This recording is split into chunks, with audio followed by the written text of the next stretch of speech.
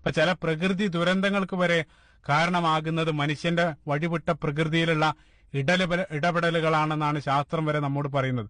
അടുത്ത് വായിച്ചൊരു കാര്യം, ഇപ്പൊ അന്റാർട്ടിക്കയിൽ 79 കിലോമീറ്റർ വരെ നീളത്തിൽ ഐസ് ഷീറ്റുകൾ ഉണ്ട് അത്രേ. അതായത് ഐസിന്റെ പാളികൾ അവിടെ ഉണ്ട്.